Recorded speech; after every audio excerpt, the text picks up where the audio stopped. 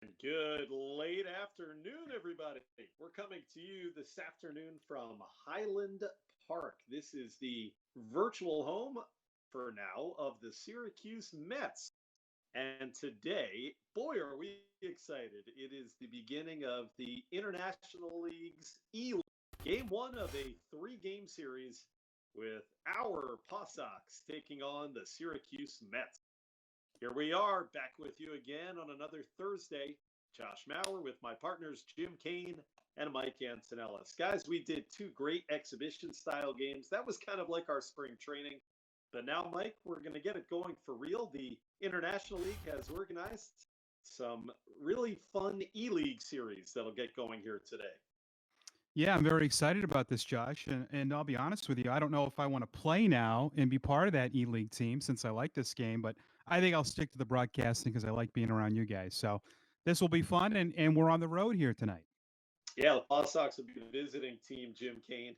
And I want to just highlight before we get to some of our pregame festivities, the Syracuse Mets must be taking this E-League opener very seriously, Jimbo, because they have sent Yoenis Cespedes on an assignment. He's going to bat third for the Mets. Oh, he sure is, Josh Maurer. You see a lot of familiar names in this lineup. Of course, Yoenis Cespedes, but also Tim Tebow, the very popular designated hitter in the cleanup spot. As we'll get to the lineups in a little bit. Matt Adams, too. But yeah, Yoenis Cespedes getting the start in the three-hole and playing left field. So this game's pretty important to Syracuse. I guess so. They've got Cespedes batting third and Tebow batting in the cleanup spot. They will all face Tanner Houck. Let's send it now to our PawSox public address announcer, Ben DeCastro, for a recorded message during this time of the coronavirus. Greetings, ladies and gentlemen, boys and girls. Today, from this empty ballpark, we would like to take a moment to share some thoughts. We wish you were here with your family, enjoying a beautiful day, laughing together, and making memories. We wish that there were players on the field, fulfilling their childhood dreams while inspiring young athletes in the stands. But for now, we simply can't. We hope that it won't be long, but we understand that the best way we can all combat the rapid spread of this virus is to diligently practice social distancing. We would like to take a moment to thank those who are working tirelessly to care for those who have been affected by this virus, as well as those working hard to find the treatment and cure. To the doctors and nurses at all the medical facilities around the country and around the world, thank you. To environmental, dietary, engineering, security, and administrative staff at those facilities, thank you. To our first responders, police, fire, and EMS, thank you. To our armed services and National Guard, thank you.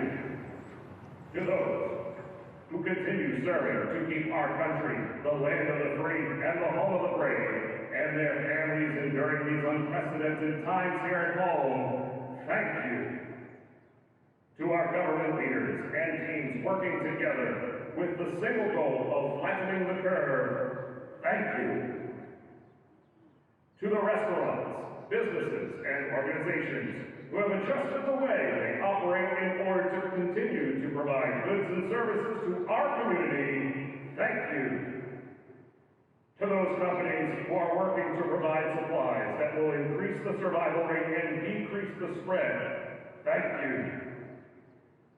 To all the teachers, educators, who are working so hard to continue educating the next generation, thank you.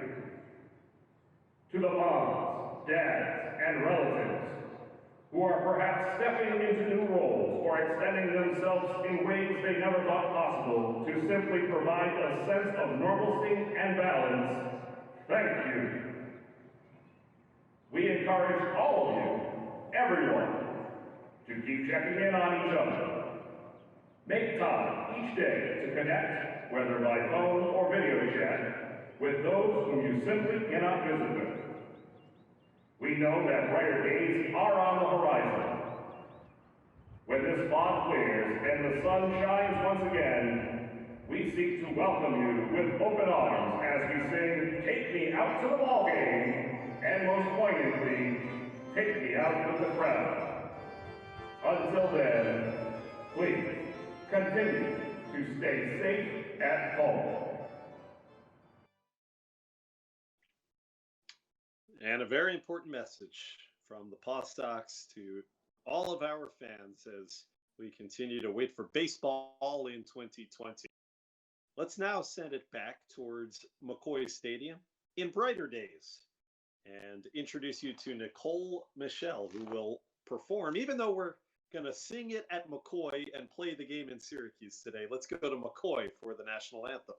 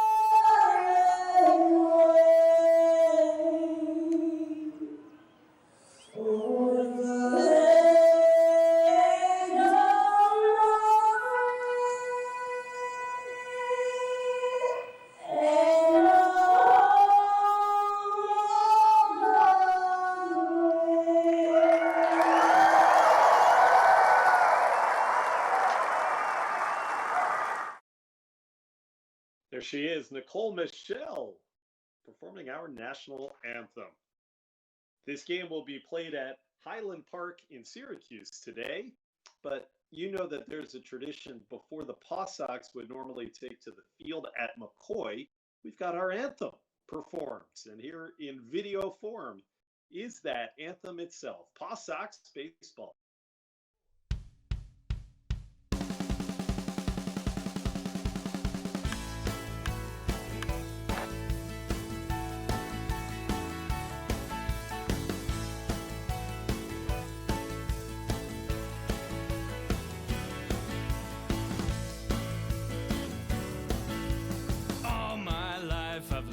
To the spring, green grass, blue skies, every little thing.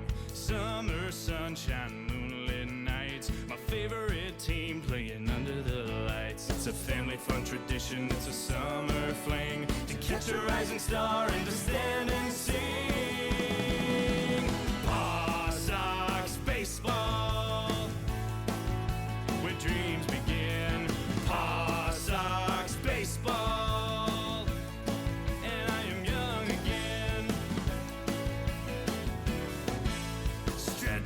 Days when they extend right into autumn, cause I hope they never end. I'd watch them year round if you wanna know the truth, but I while away the winter reading back to days of Ruth. Scout them, see them, maybe headed to the hall. I can say I knew it when before they got the call. PawSox baseball, where dreams begin. PawSox baseball, young again.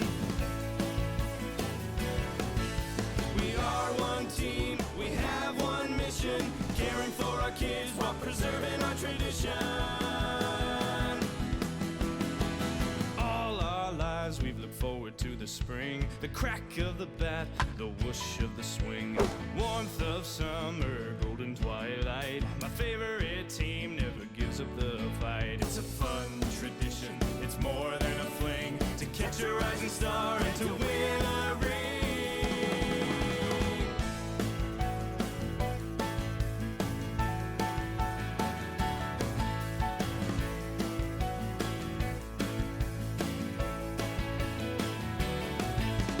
PawSox baseball, where dreams come true. PawSox baseball, and someday they will come true for you. Believe in dreams and you will find they come true for you. PawSox baseball.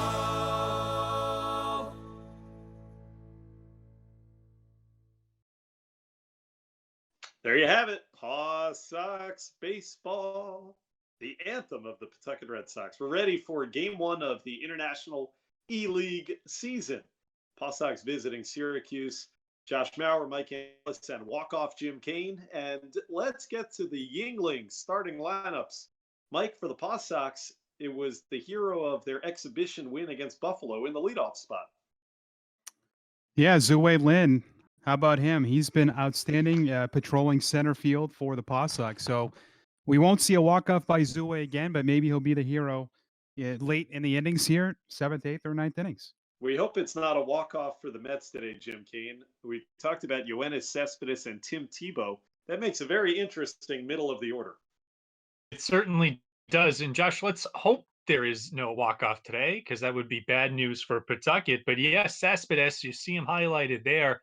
It's a guy who missed all the last year. There's been a lot of controversy and adversity for Yoenis Cespedes in his Mets tenure, but there he is at the top of the order. He has not played in a major league game since July of 2018. So getting ready for the team, that would be the Syracuse team, to take the field. Today's game is a Syracuse Mets home game, and we have chosen Highland Park, capacity 10,150, as the home for the virtual Syracuse Mets. It actually very closely resembles, as you're about to see, what is their normal home on the north side of Syracuse, New York, NBT Bank Stadium, as you enjoy some beautiful slides from McCoy. And now we're ready to go. It's, as we said when we came on the air today, this is game one of a 3-game virtual series. Game one is the PawSox controlling it, and we have our own Tim Quintadamo playing as Pawtucket against the virtual Mets. Game two, the script will be flipped. It'll be the Syracuse Mets controlling the game. And then game three of this virtual series will have the PawSox and Mets each playing against one another with major league players. Walker Lockett, big league time last year in the New York Mets rotation. He made 4 starts. He also made 5 appearances out of Mickey Callaway's bullpen. Ready to go. And Zue Lin to lead things off. Glad you're with us. And off and running. What do we know about Walker Lockett, guys? Fastball, curveball, changeup, then throws the 2-seam, 4-seam, but probably see a lot of fastballs. 25-year-old who was originally drafted by the Padres. He's a Jacksonville, Florida native, and spent his whole career with the Padres, 2012 through 2018. Ended up getting traded to the Mets. He was traded Cleveland to New York a couple of off seasons ago in exchange for Kevin Plawecki. And it's a good start for Pawtucket. There's a base hit to center for Zue Lin. Jim, just like the play that ended the game last Thursday against Buffalo, kind of. Well, guys, Zue Lin was the only other member of the Pawtucket lineup last week to have a hit. Josh Ockamy had the 3 hits and the 2 home runs until Zue's walk-off double. So now it's C.J. Chatham as we get to the portion of Billy McMillan's order where you see some super prospects for Boston, and Chatham and then Bobby Dahlbeck is on deck. That was a great game we had last week, too. We've had two of them in our pseudo spring training in these virtual games. A couple of weeks ago, PawSox lost in a walk-off fashion at virtual Fenway. That ball is caught. How about that play in right field by Jason Krazan? And in fair territory, too. That otherwise would have been a hit for Chatham. We reset the lineup for you for the. So Lynn at first with one out and Dahlbeck coming up to the plate.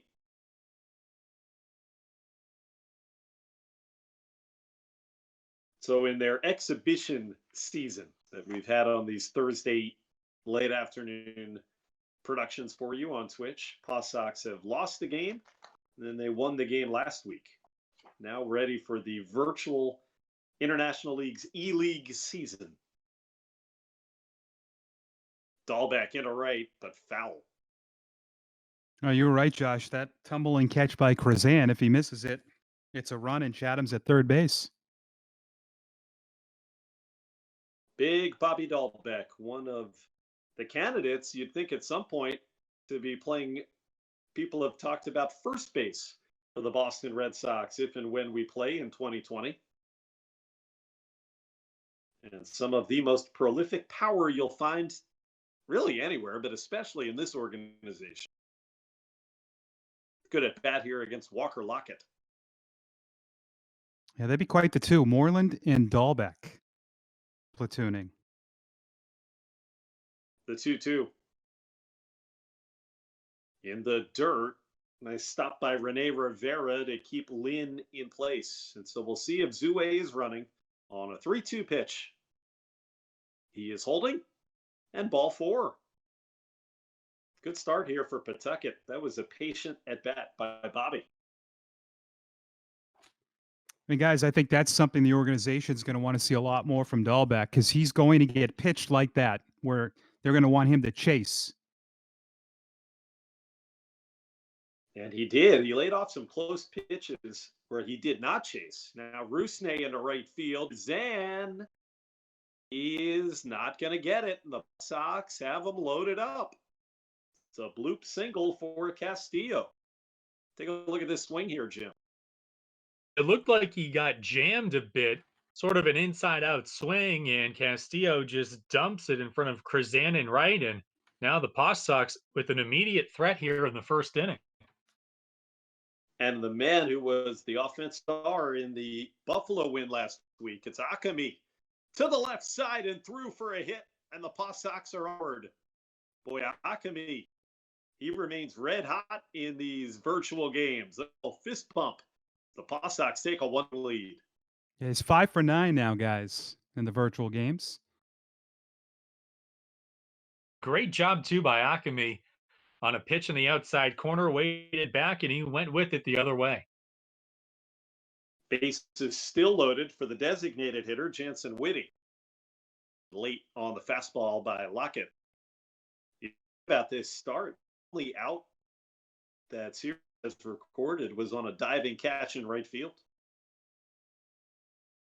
We had a chance to visit with Jansen Whitty yesterday in a Billy's Bunch production.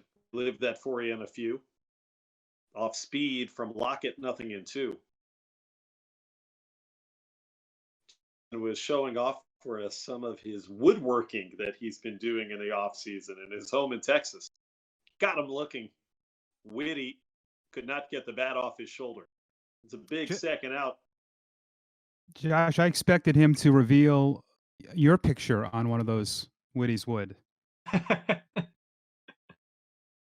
I didn't get the order in time. We'll have to work on that for a later episode. Yeah, he's been very crafty with the woodwork. Master craftsman, Jansen Whitty. So now it's Marco Hernandez to bases main loaded.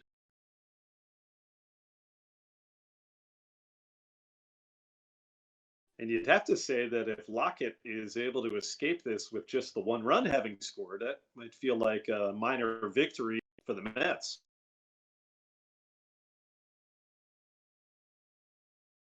Marco gets it through into left field, and the PawSox get it done.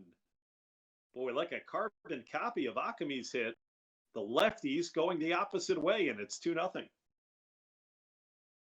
Guys, that is the third opposite field base hit of the inning for Pawtucket. Castillo, Akami, and now Hernandez. They're seeing the ball pretty well out of Lockett's hand. Yeah, 2 outs too. That's great. Nick Long lines the first pitch back up the middle, and the PawSox have some more off. In from third comes, and safe at the plate is Akami. It's a 2-run single for Nick Longy. The PawSox have a 4-0 lead in the first. Oh, Josh, you just mentioned that Lockett had a chance to get out of this inning. And back-to-back 2-out hits, producing 3 runs. The number 9 hitter, Centeno, first pitch swinging back to the pitcher. And that will end the frame. 4 runs scored, 9 men batted. Tanner Houck going to the mound. Let's take a look back at one of the highlights from our Billy's bunch. While we're looking back at some old videos,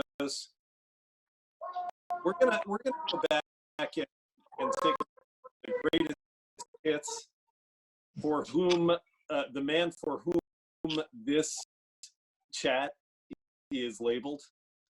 I mean, it's Billy's bunch. So we're going to go back and revisit one of the great major league moments for our manager, Mr. McMillan. Young this Billy. is in the ALDS. Young Billy.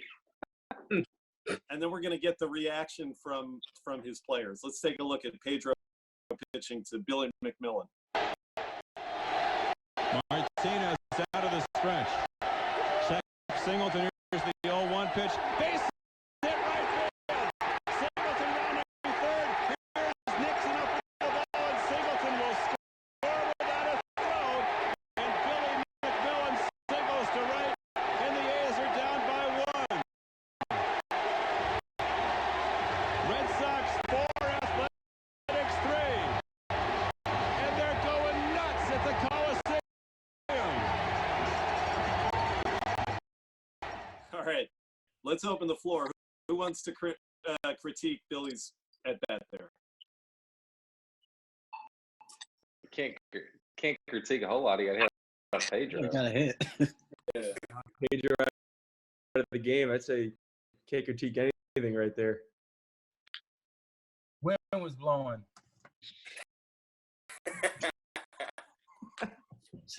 I know you've talked Billy to Pedro about that moment since you guys both started working in the Red Sox organization. Am I right? Yeah, and he said that he felt sorry for me, and it was charity.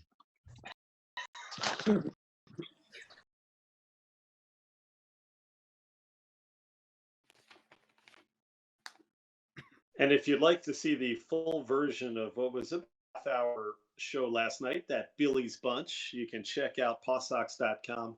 We have a link right on the front of the page there to the entirety of that, which was broadcast through Facebook. So check it out. I had a lot of fun being a part of that premiere, the pilot episode, if you will. You saw Tanner Houck warming up. He's got a 4-0 lead as he goes to work here at Highland Park. The question as to whether or not Tanner Houck is going to be a starter or a reliever this, but regardless of what role he is asked to fill, he is one of the top pitching prospects that we have. This is Andres Jimenez. He's behind Owen. There's that devastating Houck is his bread and butter.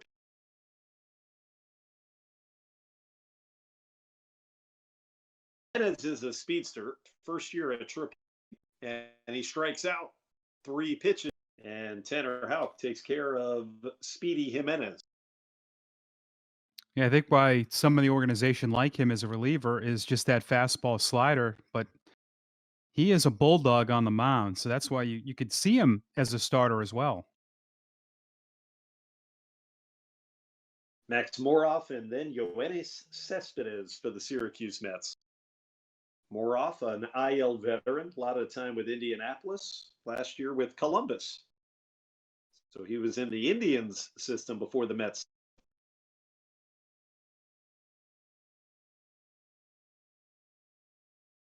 Boy, we haven't seen a yet from Houck. 5 pitches, 5 strikes. That was the slider again.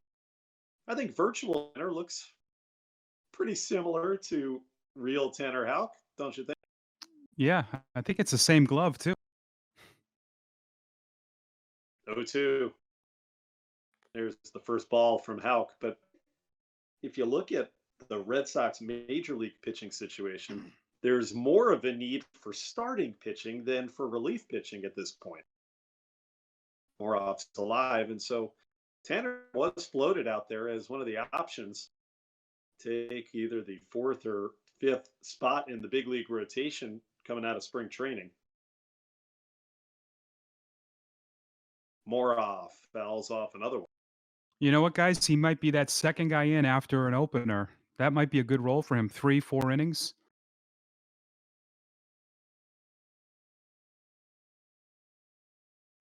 Did he get a piece?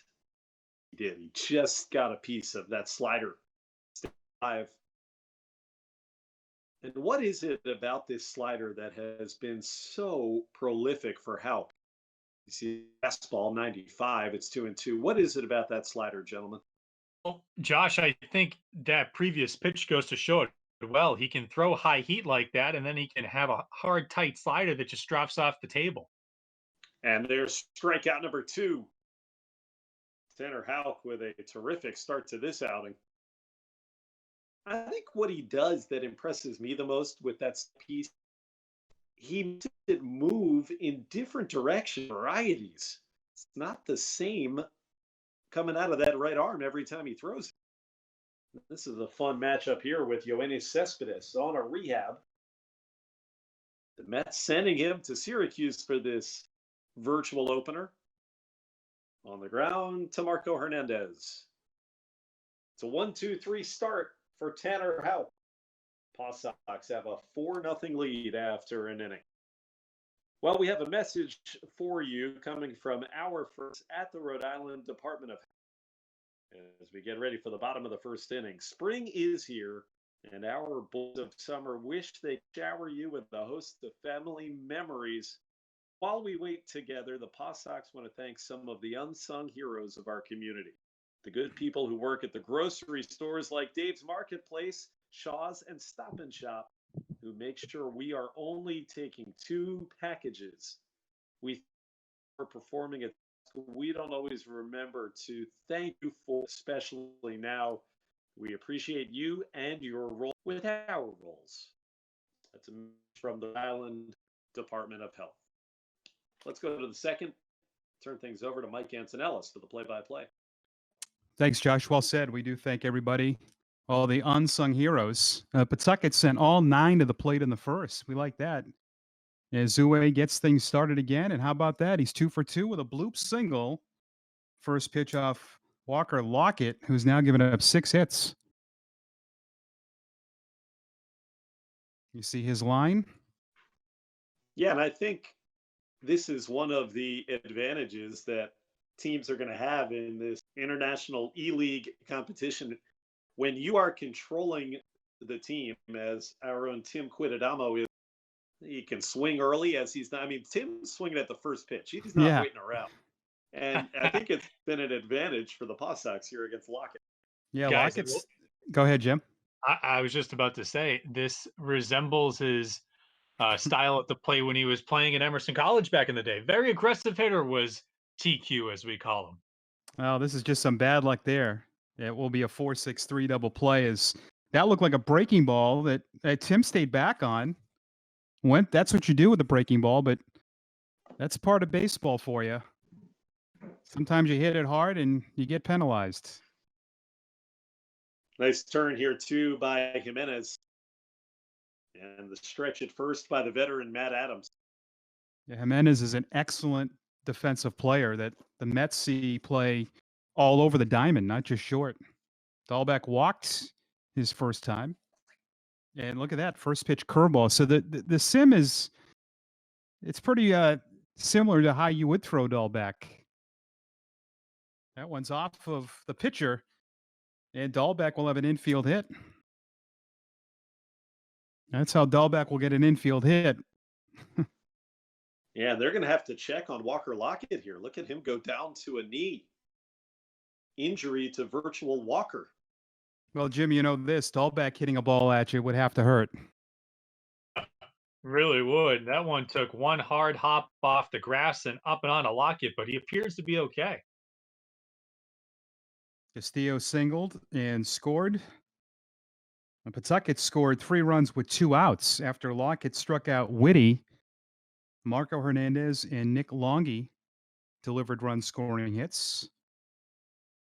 And Rusney with a ground ball to Jimenez in the force out.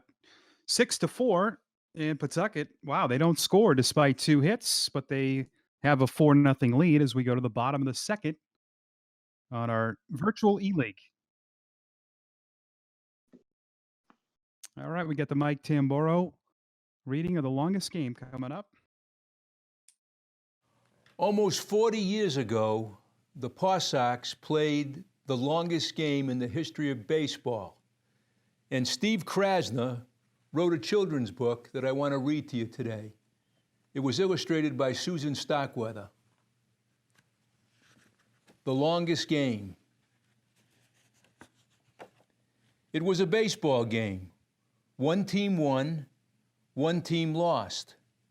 But it was a special baseball game, so special, it was even given its own name, the longest game.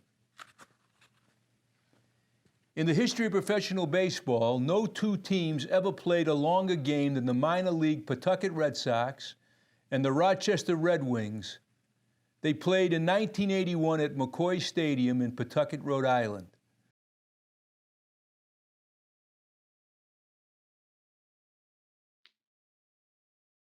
All right, we have a link to that, PawSox.com if you want to watch that, or on YouTube, our YouTube channel. Well, fitting for the NFL draft tonight, Tim Tebow, former star at Florida, leads it off against Tanner Houck. And ball one misses inside. And guys, the draft's going to be well watched tonight in our quarantine life. I would think we're going to see.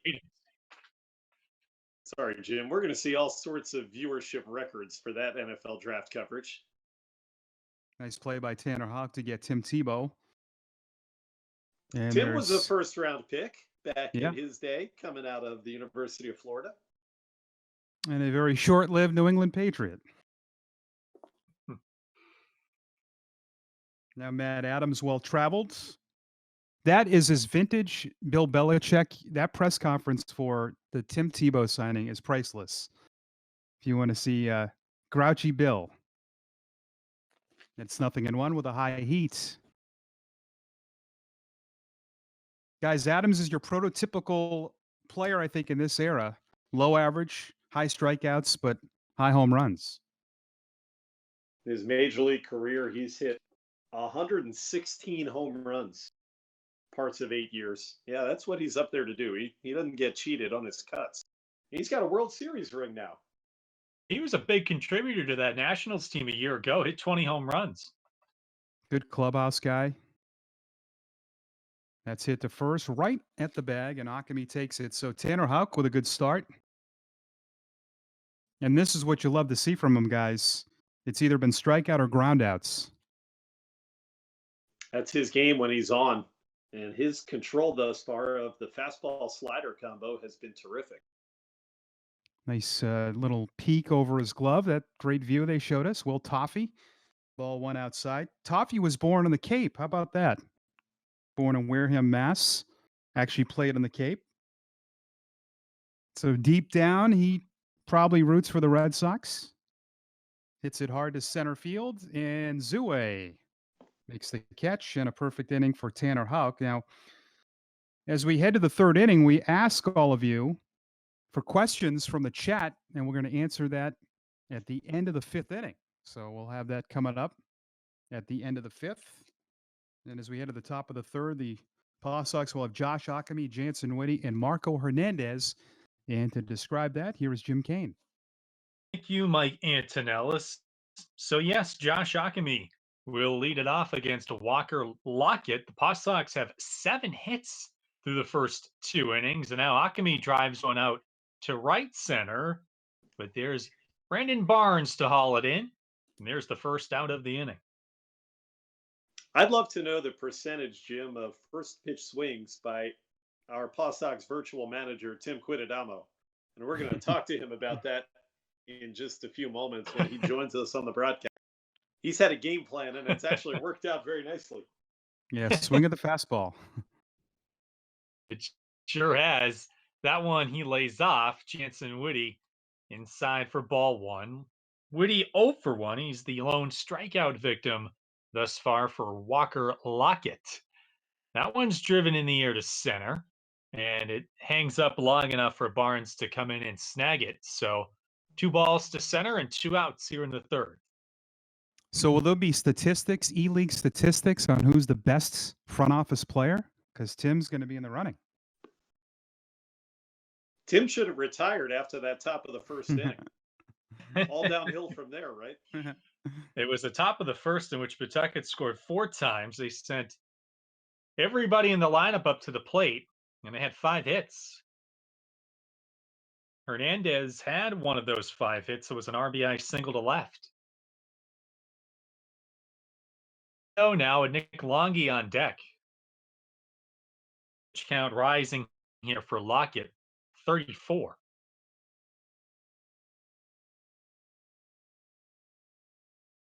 And 1. How many pitches thrown inside by Lockett? When he misses, it's been away from both sides of the plate.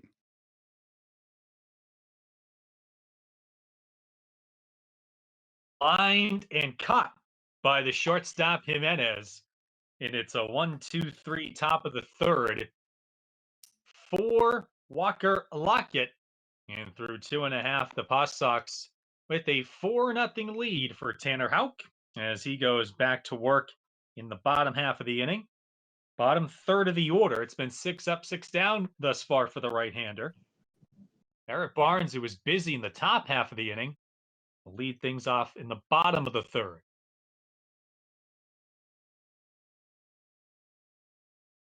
It's the 20 pitches for Tanner Houck. He first misses downstairs. I remember talking to Tanner when he first got moved to the bullpen towards the end of last season when it looked like that might be a need for the Red Sox. And I think there was a little bit of frustration because ultimately it really does seem like Tanner wants to be a starting pitcher. That's what he was his whole career until last season. This one's fouled off to the left, and you rarely heard him complain about it. And he made the transition rather smoothly. Usually you see starters going to relief, and it's a bit of an adjustment, as we saw with a guy like Mike Shawaryn. But Tanner Houck didn't really have a whole lot of issues.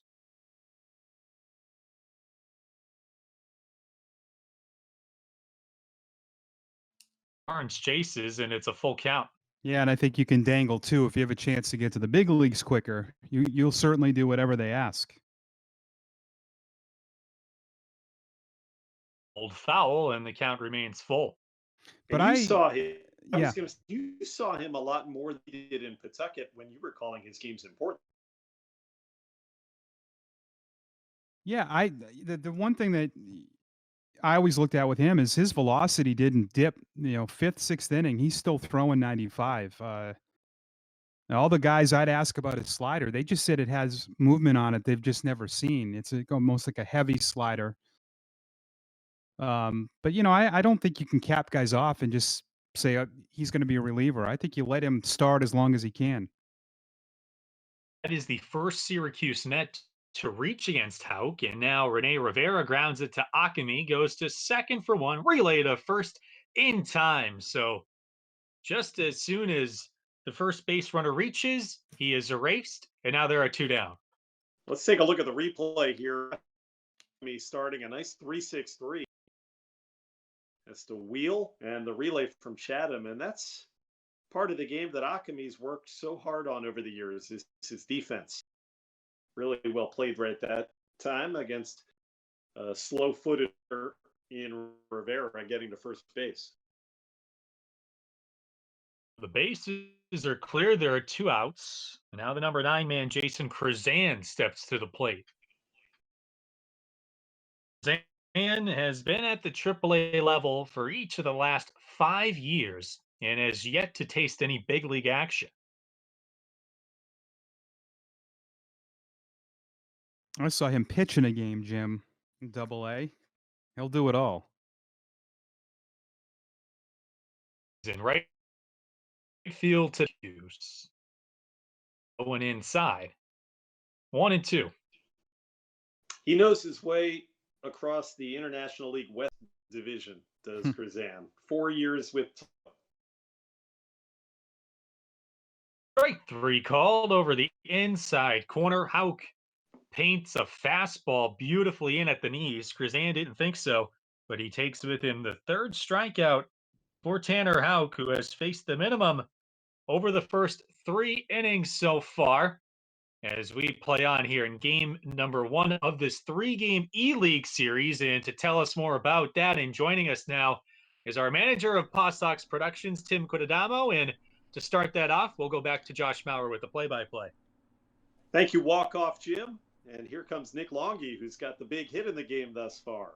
2-run, 2-out single in the first inning. There you see Walker Lockett. Tim Quidadamo, thanks so much for double duty here. You're both batting and talking to us at the moment. How you doing? I'm doing all right, guys. How are you? We're good. We're happy you gave us a lead. Yeah, could be better, but I'll take 4-0 for now. Tell us about this International E-League. What is the thought process behind what's going on? So all of the teams in the International League are sort of starving for content, and I think everyone in America and the world really is starving for any sort of baseball content. So we did what we could. I'd like to give a shout out to Adam Marco in Scranton Wilkes-Barre with the Rail Riders. He really spearheaded this whole thing as I strike out on a very high fastball. But great play-by-play. He organized this whole deal, reached out to all of the production managers around the International League, and set up a schedule for us. And we voted on what we thought would be the best format. A lot of people had different ideas, and we ended up settling on what you're seeing today. Juan Centeno takes that one just off the plate.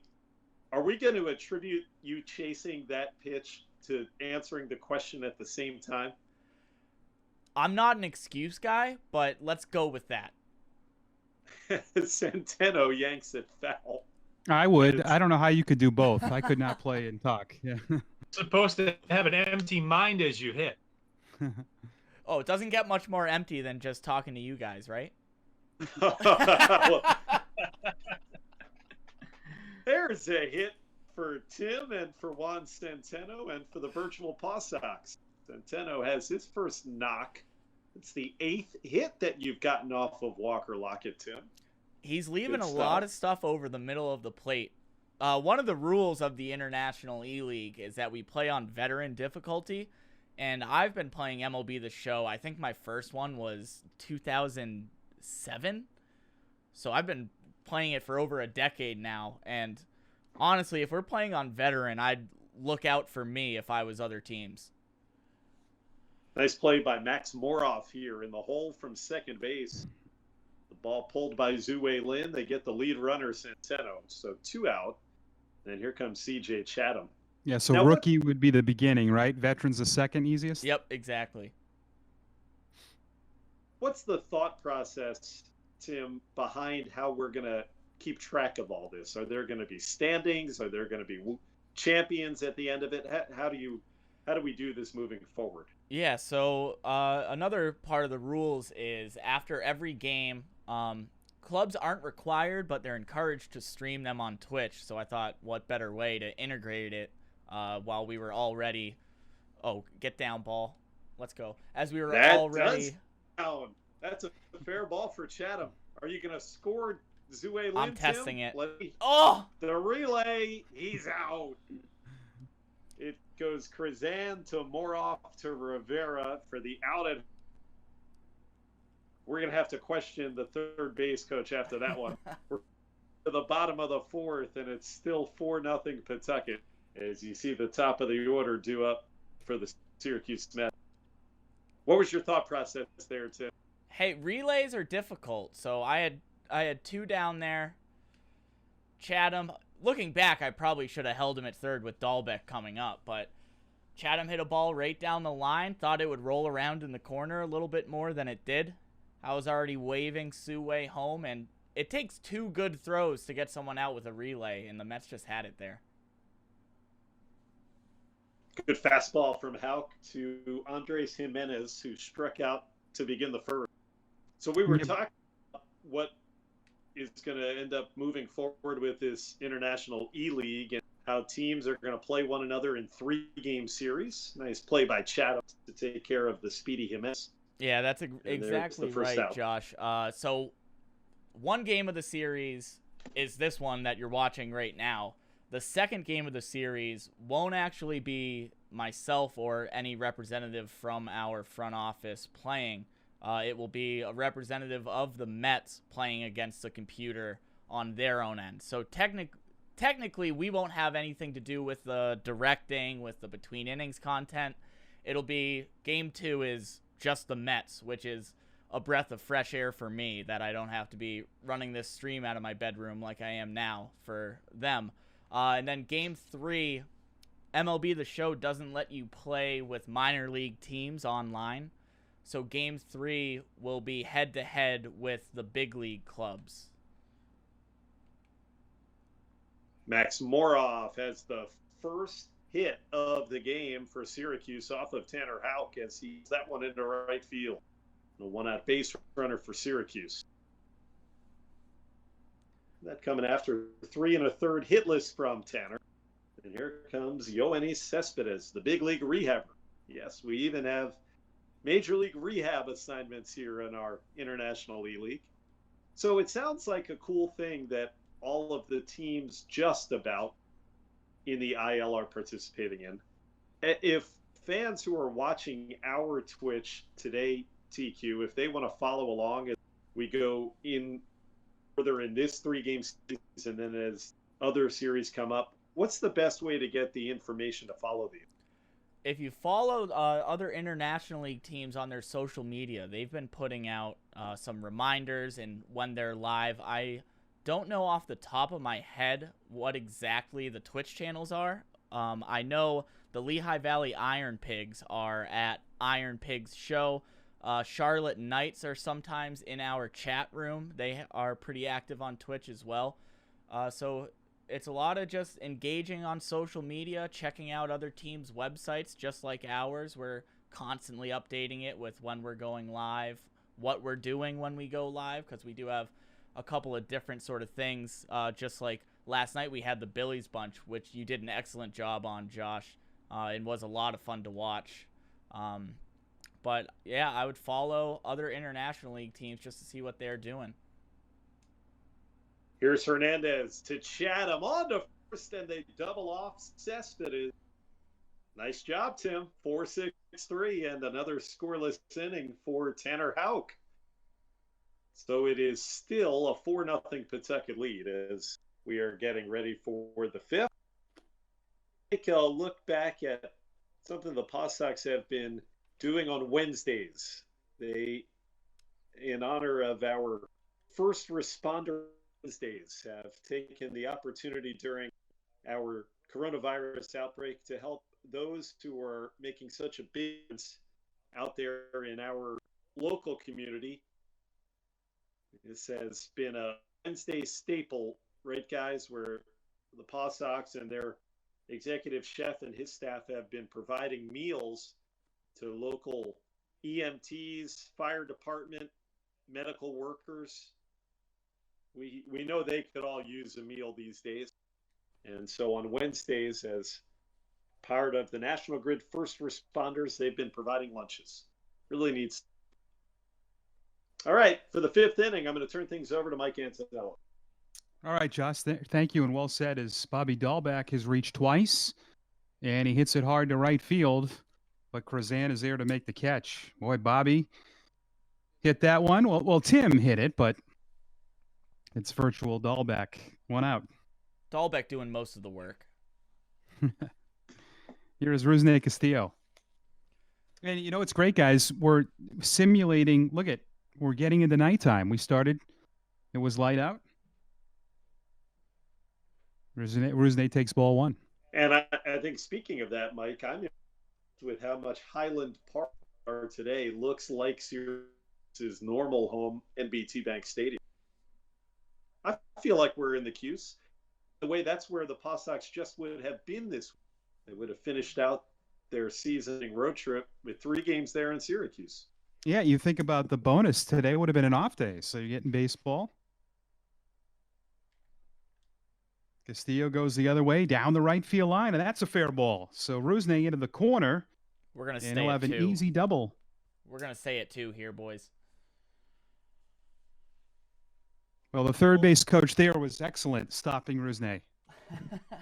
I tell you what, I give a lot of credit to either TQ or this Pawtucket lineup because their approach has been phenomenal. A number of opposite field base hits and another one that time from Rusney. And I guess 10 hits, gentlemen, was enough for the Syracuse Mets coaching staff. That's the end of the line here for Pawtucket. And you can see frustration in his virtual face. Yeah, I was going to say, lost some hair from that start. And Erasmo Ramirez, we've seen this guy before. Will take over for Syracuse. Well, this is interesting because Erasmo was the valuable starting pitcher for the PawSox all last year. And a lot of these guys like Akami, they'll have the book on. I certainly do. Book there is a single to lefts. And runners at the corners. This is, if Josh Akami can do that, his batting average, guys, will go up 30, 40 points. Guys, his first single in the first inning, it was almost identical to this one here in the 5th inning. An off-speed pitch that he waited back on. It was down and away, and Akami was still able to barrel it up. He's 5 for his last 7. And now Whitty, who is hitless, he lines one on the right side. Another base hit, 3 in a row for the PawSox. Castillo crosses the plate. Hitless no more. And it's 5-0. So Whitty's excited. See, he's in the hit column plus an RBI. All right, Tim, take us through your first pitch swing approach because we're seeing it time and again. So on veteran, a lot of times they're going first pitch fastball, and a lot of times it's going to be right over the heart of the plate. Or at least catch a lot of the plate. It's not really going to be on the corners. It's not going to kind of nibble at the edges. It's going to catch a lot of it, or it's going to be a ball. If you can't tell, I've put a lot of hours into this game over the years, so I kind of know the tendencies that they put in each year. I'm still playing on Little League mode. Here's Seawald throwing. So Ramirez greeted rudely, back-to-back hits. Marco knocked in a run on the first with 2 outs, and he sends it down into the left field side, and that will be caught. But a lot of opposite field hitting as well for Pawtucket. 2 gone for Nick Longy. I think, guys, as we saw last year, Erasmo Ramirez, when he is on, he's got that sinker working and that slider combo too. But similar to Lockett, Erasmo's left some pitches up, and PawSox have been able to capitalize. And that one was elevated too, but Hernandez just got under it. Nick Longy, a 2-run hit and a strikeout. Let's see if he can come through with another 2-out hit, and he will. Into center field. Josh Akami will hold up. Not the fastest guy in the lineup, but this gives Centeno a chance to hit a grand salami. Yeah, I guess virtual Billy McMillan, coaching third base, learned his lesson last inning. Didn't want to have another frame end with an out at home. Holding up Akami, who's not the fleetest of foot, but 3 of the 4 hitters who have faced Erasmo have singles. Isn't that weird, guys? With 2 outs, a base hit usually scores a run, but he hit the ball too hard in that situation to get it in.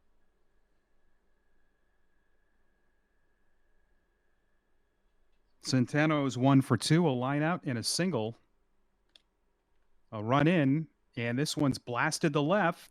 Cespedes over, and he makes the catch.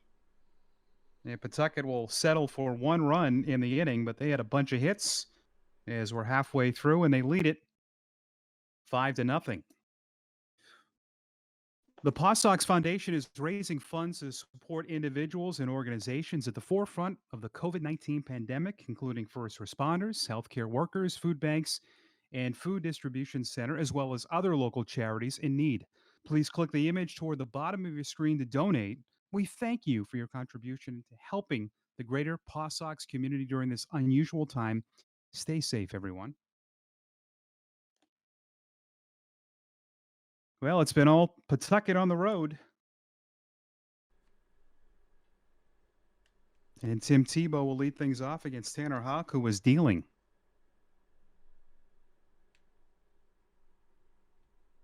And Tebow lines out. That's how we begin the bottom of the 5th. You look at what Tim Tebow did in his first season at the AAA level last year, guys. Hit just 163. I think a lot of people thought that was going to be the end of his baseball playing career. But he's back at it, trying for another year. We know how mentally tough he is. Strike 1 to Adams. But it's something I just never saw happening, Tim Tebow playing baseball. Bounce to short, Chatham. We'll throw out Matt Adams, and there are 2 outs. I like what Chatham did there, guys. He knew that Matt Adams is one of the slowest runners you'll have. He took his time. I think Chatham patted his glove twice before he threw that ball to first and still got him by 10 steps. That means that this virtual game is very realistic. It's terrific. It really is. They simulate everything now. And a strike at the end of the 5th. We'll answer any chat questions through Twitch. I would imagine that Twitch has gotten a big bump in views during the quarantine period. Good changeup. Had him way out in front. I can't wait to see what our fans have written in for us to answer today. Yeah. If Houck can master that pitch, he'll be a lethal starter. And that's past Dahlbeck. Good sliding attempt. And by Longy. And Will Toffee with 2 outs will have a double. Don't you think, Jim, if Houck has a changeup to go along with that fastball and slider? It would just give hitters something else to think about. It would make them a little bit less predictable, although the fastball and slider are a lethal combo. He's featured it a couple of different times, but if he can improve on that, man, Tanner Houck can really take things to the next level. And this one is lined right to first. Josh Ockamy, who we've talked about a lot offensively, having a good game tonight, we're going to take some questions. Pawtucket leading. Look at that. 13 hits.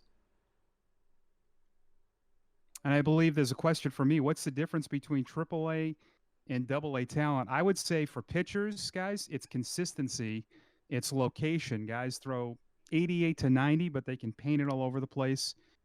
And I think that's what the hitters struggle with when they go up. But I think it's the consistency is the biggest thing between levels. Well, I think, too, in AAA, you just have so many older guys, right? Yeah. I mean, yes. At AA, and you and I, Mike, have each been fortunate enough to work at both of those levels. I always felt like you're seeing the young, upcoming future of baseball at the AA level, but they're so raw.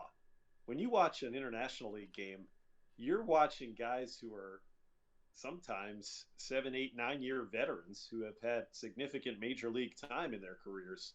So it's a much different kind of player. It's the more experienced, grizzled veteran type. Yeah, and I think the baseball is really good. I think sometimes it gets sold short. But like you said, I mean, last year when I was with you, Josh, there was who did we see in Syracuse? We saw Irvin Santana. I mean, that's a big league veteran. All right, Jim, take us. Go ahead. Well, let's turn it to Jim. I was going to say, I like what that Twitch chat screen looks like. Absolutely, guys. Zue Lin, first pitch swinging against his former teammate, and he grounds to second. We've got a couple of more questions here, and I think TQ, if you're still on, these would probably be geared for you. One is the timing of the games. Are they all today? Are they over the next couple of days? And how many games does each team play? Yeah, that's a great question. So they're definitely not all today because much like you guys broadcasting and you all in the chat, I am going to watch the NFL draft tonight. So they will not all be today. I think the plan is on these Thursday nights, I'm going to play against the computer in our sort of regularly scheduled television broadcast style streams. And then I'm hoping if clubs can cooperate with this schedule, it might differ from club to club depending on who we're playing week to week. But I'm hoping we could do Tuesday nights that I could play mano a mano against the representative from the other International League teams. So do we know then, Tim, when game 2 of this is going to be? Because that'll be the game controlled. I'm hoping it's going to be Tuesday. I reached out to the productions manager over at Syracuse. I'm waiting to hear back. I'm not going to lie. I responded to the email a little bit late just because we were working on the Billy Bunch and some of our other endeavors this week. So I reached out to him earlier today. So, again, hoping it's next Tuesday, but you never know. However, with that being said, we will for sure have these Thursday broadcasts every Thursday. We've been doing them at 5 o'clock. We've talked maybe about in the summer when it gets more to a traditional baseball season. Maybe we have it later at 7 so everyone gets to kind of unwind from their day of work if they are an essential worker and are fighting on the front lines, or if they get to unwind from their day of working from home, get to eat dinner and relax a little bit before we start playing. Oh, there you go, ladies and gentlemen. Our own Tim Quidadamo answering all your questions about the International E-League. And, he's also built up a 5-0 lead for Pawtucket. TQ, we'll let you get back to work. Thanks for taking some time to talk to us. All right. Thank you very much, guys. Tanner Houck to face 8-9-1 here in the 6th. Rene Rivera leading it off for Syracuse. Rivera, this is a guy who has been around forever. He is a journeyman, 36 years old. This would be his 20th professional season. And he lines one to center. Lynn charging and reaches up to grab it. Yeah, if you can catch guys, you'll stick around. Rene Rivera hit 25 home runs with Syracuse last year, believe it or not. He was among the IL leader. May have been a guy who benefited from the new baseball that was at both the AAA and Major League level. That's a I great think is point a fair there, assumption. Krizan takes a strike. I will say that you cannot judge that until you've seen it in person. And when I saw it the first day, I could not believe the difference. It is unbelievable.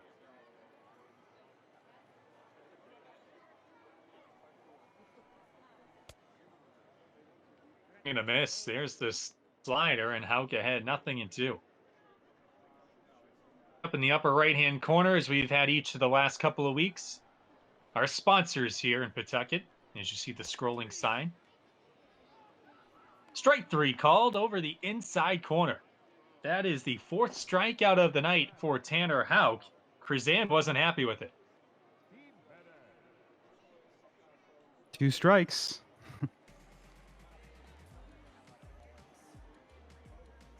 Houck has been so economical This is going to be his 60th pitch with 2 outs in the bottom of the 6th. Yeah, and I think, guys, that the question, pardon me, Jim, it's how much Tanner is stretched out for this virtual start. You know, does he have the stamina, even at this low pitch count, to go into a 7th and or 8th? I thought you made a great point earlier where Houck could potentially be a guy who piggybacks an opener, and if you could just picture, him piggybacking with a guy maybe like Kyle Hart, who isn't the hardest thrower, he's more of a finesse guy, and then you come in with a right-hander in Houck who throws hard and has that nasty slider, that make life awfully difficult for opposing hitters. It's kind of what Jalen Beeks did. Tampa Bay was a little indecisive what to do with him. Out space is clear, and the 1-2's grounded to the left side. Dahlbeck will throw out Jimenez. It's another 1-2-3 inning for Tanner Houck, who has been excellent here tonight. PawSox cruising right along as they lead 5-0. And this past Monday at McCoy, we had Milk Monday presented by Ocean State Job Lot. We've had a few of these food drive-through giveaways, for lack of a better phrase. And it all started with our friends at Ocean State Job Lot approaching us a few weeks ago. And Mike Tamburo, our vice chairman, spearheading that campaign as well. And it's been a rousing success. We've had a number of cars come through with members of the PawSox front office and employees of Ocean State Job Lot, as you see there in the slideshow, handing out pallets of food. Milk was the biggest item on Monday. You see bread there as well, but all in all, a great cause. As we work through these difficult times, as we move along to the 7th, let's turn it back over to Josh Maurer. Thank you much, Jim. Seawald and Shreve getting loose in the pen as our old buddy Erasmo Ramirez continues on the bump for the Syracuse Mets and his old teammate Josh Akami. His first hit was an RBI single in the first. But if you're just joining us, each of Akami's hits have gone to the opposite field, which is very rare for the big lefty. And he goes in that direction again, but this one's hanging up. Barrett Barnes back on the edge of the warning track to make the catch. So 1 out in the visitors' 7th inning. Well, a lot of Red Sox personnel are now with the Mets, so I wonder if that's part of why Erasmo Ramirez is with New York. You know, I really enjoyed having Erasmo for the whole season last year as a valuable member of the PawSox. He was just a joy to be around and a true professional on the mound. That guy, no matter if he had his best stuff or not, he was going to give you everything he had every time he was handed baseball. Really a workhorse. Jansen Whitty has an RBI hit. He's one for the Mets picking up Ramirez in the offseason after the Red Sox chose not to re-sign.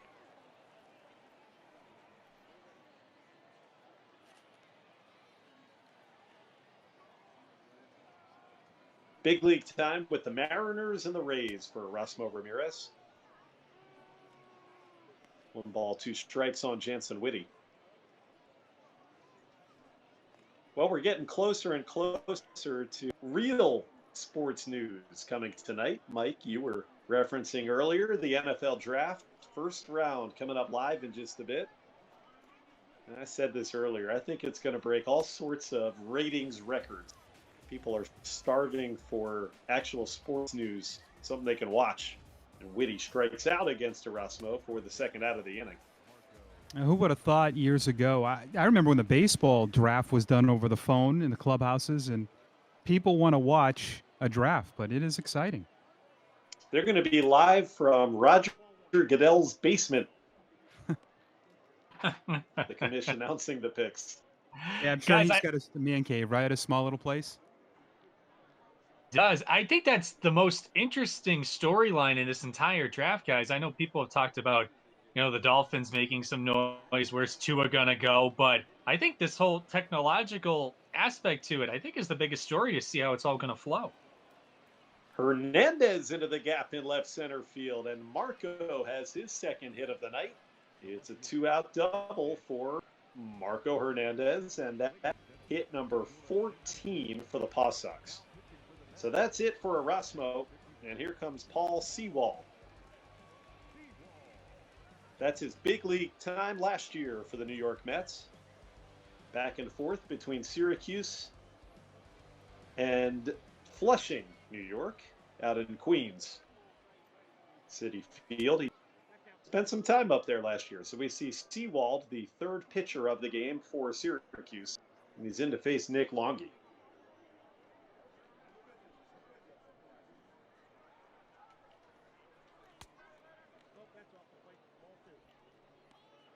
Two and nothing to count on Longy, who's 2 for 3. When we've seen Longy in our Thursday Twitch broadcasts the last 3 weeks, this guy's looked really good in the virtual games. Yep, playing in the outfield. In right field for Longy. The PawSox are going to hold up Marco Hernandez at third base. There's the third hit of the game for Nick Longy. Our PawSox manager, Tim Quidadamo, continues to have that opposite field stroke going.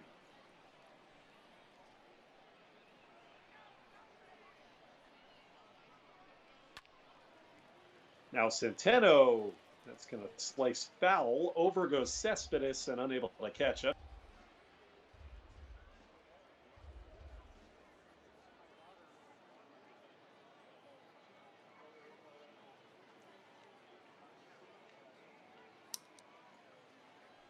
Runners on the corners.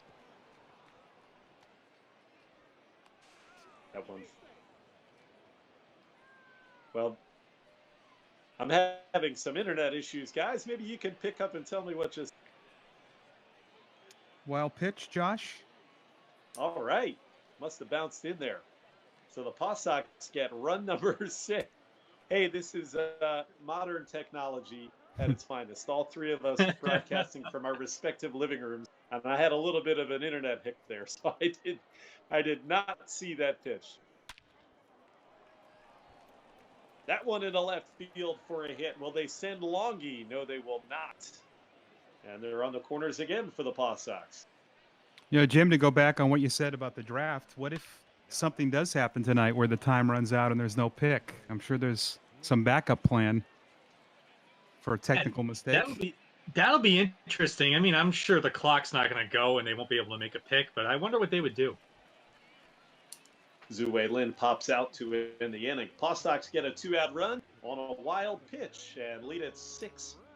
It's the 7th inning stretch. You know what that means.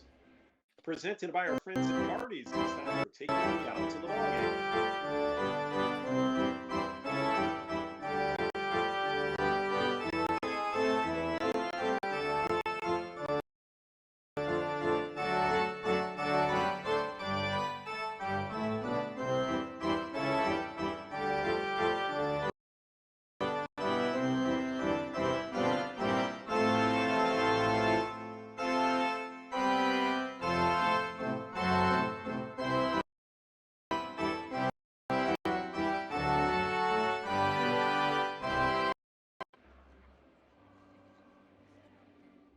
Well, we will get another inning of Tanner Houck, bottom of the 7th. He has only allowed 2 hits and now has a 6-0 lead as Max Moroff, Yoenis Cespedes, and Tim Tebow get set to bat for the Syracuse Mets.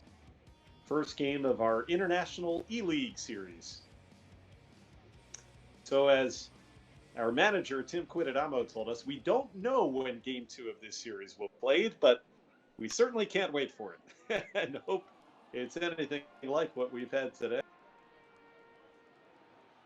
So stay tuned for that. Moroff, 1 for 2. It was a single. And there's hit number 3 for the Mets, just over the head of Dahlbeck at third. Longy able to get it in and hold Max Moroff. He's got his second hit of the game.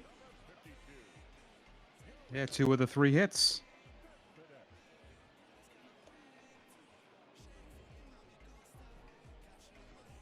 Nice little inside-out swing. You know, I was thinking about the NFL draft and the possible technical issues using the internet. What if something happens like just happened to me?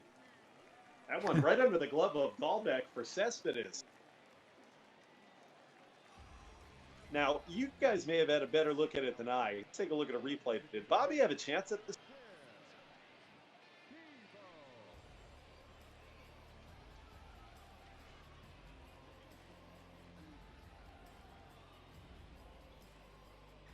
That's that big league exit velocity. Are we scoring that a hit? We didn't see it on the replay, unfortunately. Yeah, I think it was a hit. Yep. So 2 hits to begin the inning as Syracuse claw its way back and Tebow. But yeah, what if somebody loses internet access in the draft headquarters tonight? You guys know it's going to be with the Patriots. It would be great drama. Tebow takes it low. It's 2-0 as maybe Houck for the first time all night showing some signs of fatigue. I mean, it's bound to happen, right? I mean, to be on as long as they're going to be on with all of those rounds, there's going to be a hiccup or two. Tebow 0 for 2, grounded to the pitcher and lined out to third. Well, we'll be watching along with the rest of the country after we're done here. 3-1 on Tim Tebow. There are no outs in the inning.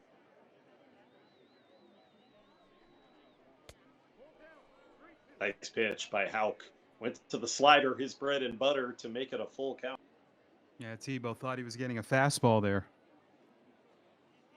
So big pitch with big Matt Adams waiting on deck. 3-2. Akami, can he start another one? 3-6-3, a double play. No, 3-6-1, a double play. That's a huge twin killing for the virtual PawSox.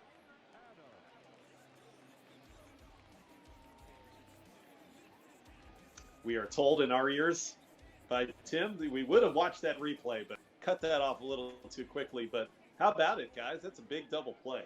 Yeah, absolutely. Tough day for Tebow. Continues. I was wondering why Syracuse's manager decided to put him in the cleanup hole. This Matt Adams with a runner at third. Well, Syracuse had 2 on, nobody out. Tebow at a 3-1 count. So shaping up to be a potential big inning. Adams has grounded out twice.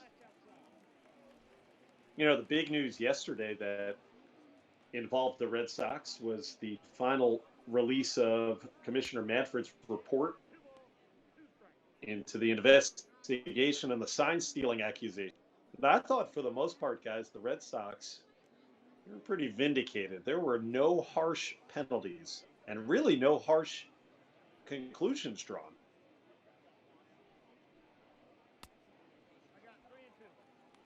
Yeah, Josh, I think that's the big thing. Sorry, Mike. I think that is the big thing, is that these guys now feel vindicated. However, I would say losing a second-round pick in a draft that many feel is going to have shortened rounds and less players to pick, I think that's probably the one thing that's going to hurt the most. Still 3-2 on Matt Adams. Mike, your thoughts? Yeah, it's a slot of 1.4 million. So I mean, you can get a good player in that rounds.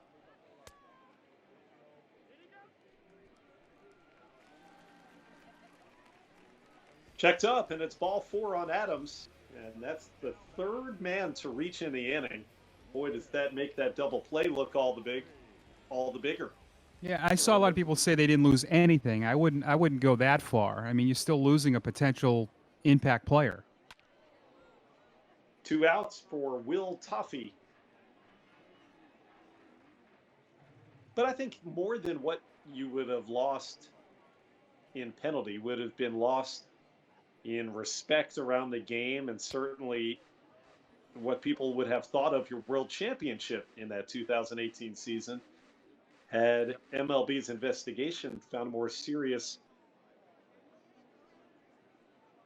some more serious things to penalize, but they just didn't seem to find that. The shortstop, Chatham, takes care of Toffee, and that'll end the inning. Tanner Houck through 7 scoreless innings here at Highland Park. It's 6-0 Pawtucket. And let's turn things back over to Mike Antonellis as we head to the. All right, Josh, you're right. Tanner Houck, outstanding. 7 scoreless innings, just 4 hits. And that will probably be the end of the line for him. But what an outing. Got the big bats coming up. Chatham, Dahlbeck, Castillo. Paul Sewald misses inside for ball 1. You see the attendance here at Highland Park. Just under 7,000. And there's a line drive, base hit to right. Well, C.J. Chatham going the opposite way. And that's been the theme, guys. Jim, you talked about it earlier. The opposite field hitting. By my count here on my box score, I've got 12 of their 18 have gone to the opposite field. Wow. There's another opposite field, but foul. But Josh, you're right. Going back to what you talked about in the reputation and what people think. Look what people thought of the Astros after all of that came out. I mean, it was not good. Strike 2 to Dahlbeck.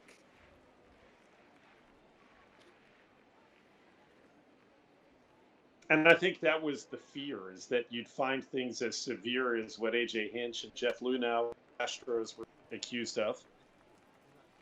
We see a pop out. But I think, Mike, with Major League Baseball saying the only reason that they've suspended Alex Cora for this season is because of what he had been found guilty of doing with the Astros and nothing to do with his Red Sox tenure, I think that's a big sigh of relief for Boston.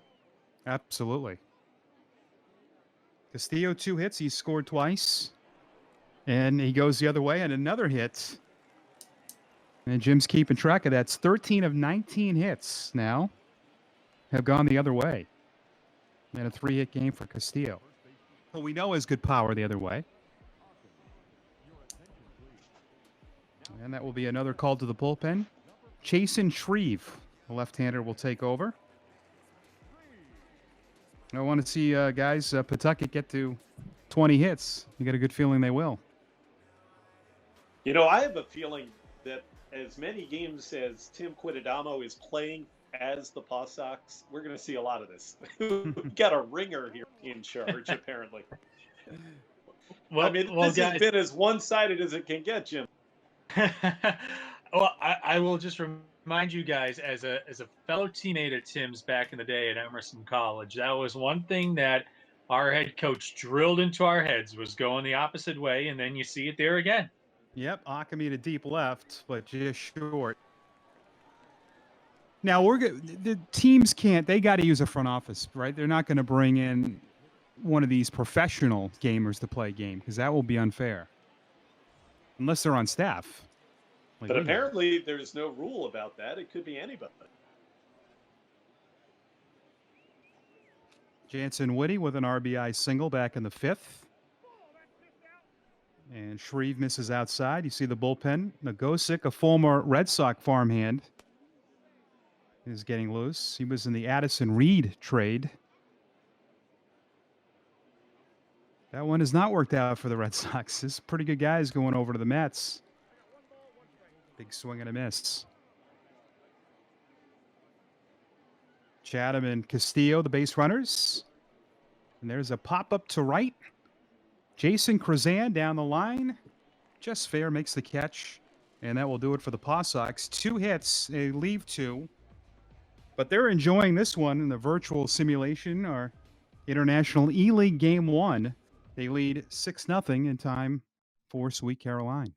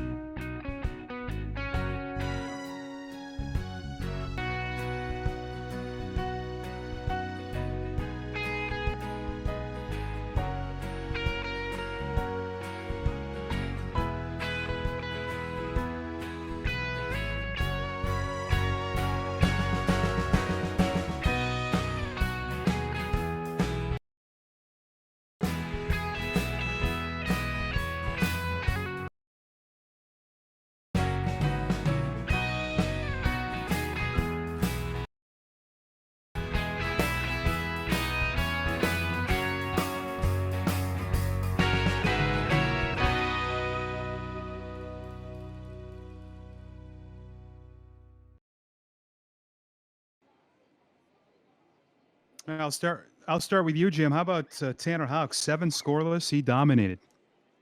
He really did, Mike. And Josh, I think, pointed it out last inning. You could see signs of fatigue as the pitch count got up. And other than that, he was excellent. And as we talked about, if he can just develop that third pitch, that changeup, he will be lights out. But as far as this performance, he was excellent. Kevin Lennick, 0-1. Josh, we saw a little bit of Kevin last year, and I know he got hurt near the end of the season. Yeah, he was a former independent league guy, Red Sox found, who's got a very good arm. Yeah. Part of the puzzle for Lennick is harnessing it and getting his control where you'd like it to be. But really, we only saw him for a brief moment healthy with Pawtucket when he came up from your team in Portland. Yeah, he works with Tom House as the guy that fixes him. I mean, he's worked with a lot of people. And look at that slider. A walk in a line out for Barnes. Then it's Rivera and Krazan. Lower third of the order for Syracuse. 7 scoreless for Houck. 4 hits, 2 walks, 4 strikeouts. And punch to right for Rusney. And there's 1 out. Do you guys know the story with Lennick? I mean, it's incredible that he went to an open tryout in Texas. I mean, the odds of getting picked up are not very high, and he made that, got signed, and then ends up with the Red Sox after being with a couple of organizations. It's a great story. Here's Rivera, strike 1. Those are the kind of stories that you see, and if the rumored contraction of some of the minor league teams ends up coming to fruition, you fear that you'll see fewer.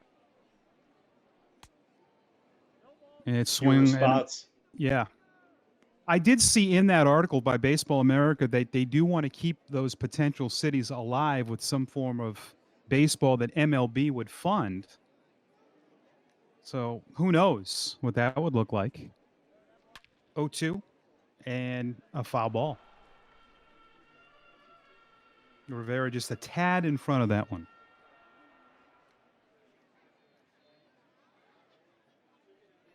Renee's hit into a double play and fly it out. Check swing and a high fastball. He held up. You know, Chris Martin, a former Red Sox farmhand, he has the same kind of story as Lennick. From rags to riches. And that one is hit down the right field line, foul ball.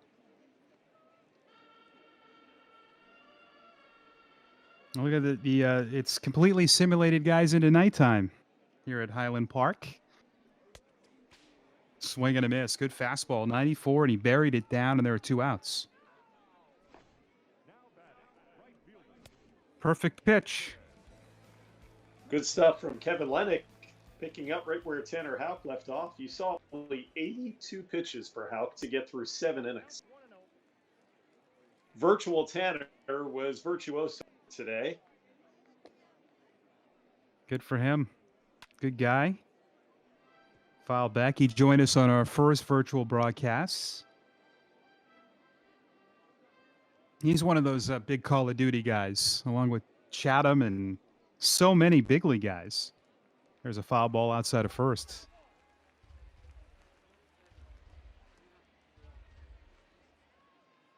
Well, Krazan has been called out twice.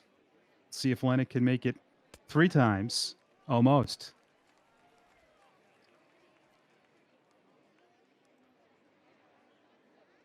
You know, PawSox and cruise control. That's strike 3, and Krazan not happy. He thinks he's still in the box. Perfect 8th for Kevin Lennick. Pawtucket continues to roll. We head to the 9th inning. Here's Jim Kane. Thank you, Mike Antonellis, and it's a 6-0 game, but boy, it sure feels like it's 12, 13, 14-0. It feels a lot larger than that with the 19 hits for Pawtucket. And now Marco Hernandez pops up, and he'll be handled by the shortstop Jimenez for the first out. Yeah, I agree with you, Jim. I think it's the hits. So many hits makes it feel like more runs. The PawSox have only gone down 1-2-3 once, and that was back in the 3rd inning. They went 1-2-3, and every other inning since, they've had runners on. I think Longy swings and misses at a high fastball. Maybe it's because the PawSox had a better virtual spring training than the virtual Syracuse Mets. Yeah, They got some reps in, game reps, as Longy flies out to center field, and they're 2 away in the ninth. They played those 2 great games each of the previous couple of Thursday nights, each of them ending in walk-offs, a loss then a win. Doesn't look like we're headed that way tonight.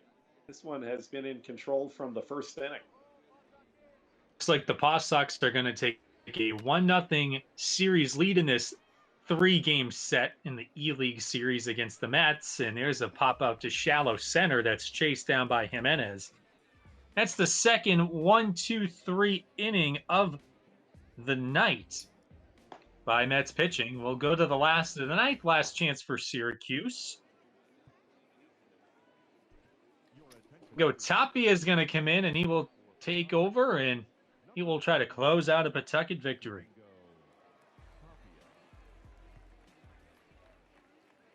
Atlantic worked a scoreless 8th inning, who of course came on in relief for Tanner Houck.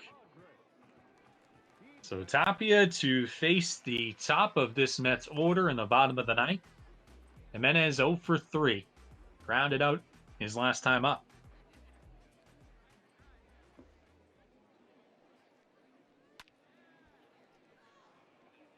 Well, the story with Domingo Tapia has been the big arm. Huge fastball. We saw him hitting triple digits on the radar gun consistently in his first season with the PawSox. On the third baseline, and foul. I think the question has always been his secondary stuff. Does he have a put-away pitch other than that fastball? Otherwise, no matter how hard you can throw it, guys at this level can hit it. 3 called over the outside corner. Well, that wasn't the hard stuff from Domingo. That was the soft stuff. He painted that beautifully for the first out. Yeah, nice changeup, I think. Right, Mike? That's the second pitch for Tapia. Yeah. You know, it's interesting. Sometimes guys throw 98, but to the hitter, it doesn't look 98. It looks slower. It was the 7th strikeout for Pawtucket pitching. Houck had 4. Lennox had a pair last inning. Now 1 down for Moroff. Moroff's had a good night. He's 2 for 3.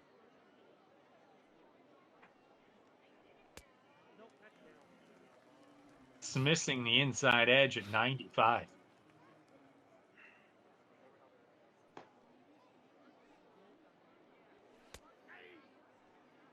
Doesn't miss that time. Pretty similar to the previous pitch, but this one's a strike.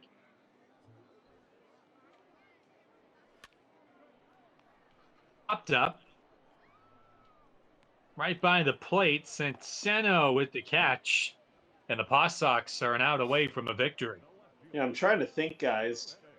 As impressive as the offense has been, really, I think our player or players of the game have to come from the pitching side of this. And I would be leaning towards Tanner Houck tonight as our PawSox star of the game. Yeah, he set the tone. He got an early lead. PawSox scoring 4 times in the first, and that was plenty for Tanner Houck. And it's Cespedes, the last chance for Syracuse. Cespedes singled his last time up, but is also grounded into a double play. Calls this back, and the PawSox a strike away from a victory.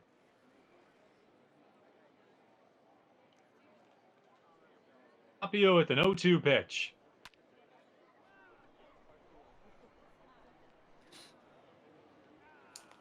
Popped up, and it's caught by the second baseman Hernandez, and the PawSox win it. 6-0 is the final. Tapia closing the door with a 1-2-3 ninth inning. But the story in this one, the PawSox bats 19 hits. They jumped all over Walker Lockett in the first inning with 4 runs, and then Tanner Houck did the rest. And the PawSox, Mike Antonellis, with a pretty convincing victory here tonight. Yeah, I mean, they had a multi-hit game from 8 of 9. They scored right away. They got 3 of those runs though in the first with 2 out, and then Tanner Houck just dominated, did not allow a hit to the 4th inning. So great win for the PawSox.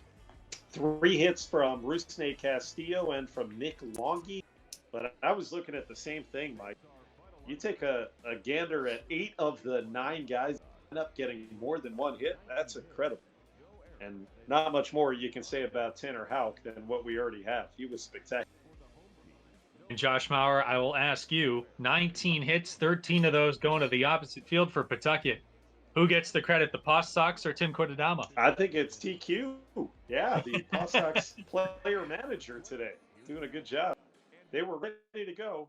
They had been warmed up from their couple of exhibition games, apparently. Syracuse took it on the chin from the beginning of this game. I can't wait for game 2. Yeah, I was going to say, guys, during the quarantine, it's nice that we can do this and talk baseball. So I've enjoyed hanging out with you guys and having Tim along as well. It's been a lot of fun. Certainly has been a lot of fun. And again, game 2 is still to be determined. It could be Tuesday. It could be next Thursday. Game 2 of this 3-game E-League series. We do not know, but keep it posted to our social media channels, our Facebook, our Twitter account, and our Instagram for details for game 2. 6-0 again, the final. PawSox banging out 19 hits as they win here on this Thursday night from Highland Park. A good all-around victory for Pawtucket. So that'll do it here for us. For my broadcast partners, Josh Maurer and Mike Antonellis, I am Jim Kane saying so long, and we will talk to you next week.